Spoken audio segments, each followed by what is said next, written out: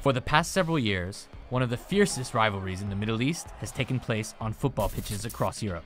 But Saudi Arabia has been forced to watch on the sidelines as regional rivals dominate the sport, with Qatari-owned Paris Saint-Germain and Abu Dhabi-backed Manchester City. Now, Crown Prince Mohammed bin Salman has changed that by agreeing to buy Premier League football club Newcastle United in a deal led by Saudi Arabia's sovereign wealth fund. The path to the £305 million takeover, however, was hardly straightforward. Saudi Arabia and its British partners on the deal, financier Amanda Staveley and the billionaire Reuben brothers, struggled for 2 years to get a transaction across the line.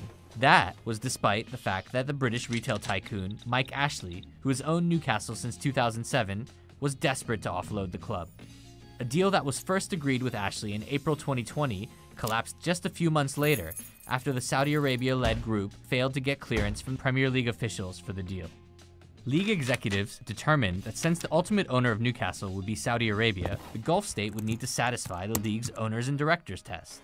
Under those rules, potential buyers could be blocked if they have committed an act that would be considered a criminal offense in the UK, even if it wasn't illegal wherever it occurred.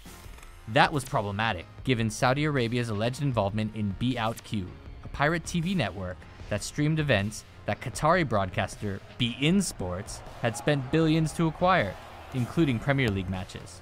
BeIN, the Premier League's biggest overseas broadcaster, lobbied intensely against the takeover, as did human rights campaigners who said Saudi Arabia was sports washing its image following the brutal murder of veteran journalist Jamal Khashoggi in 2018.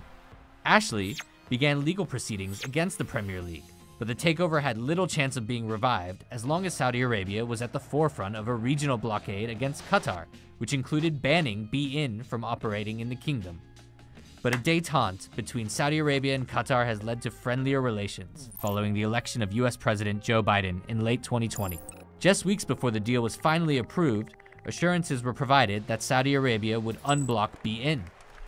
Other questions continue to hang over the deal. Premier League officials refused to outline a set of legally binding assurances they say would guarantee Saudi Arabia would not control the club. Meanwhile, 18 of the Premier League's 20 teams have voted in favor of a temporary ban on Newcastle signing lucrative sponsorship deals with entities linked to the owners, which they believe could give the club an unfair advantage. Many Newcastle fans, however, are grateful to have a new Gulf owner who will plow money into their club and to see the back of Ashley.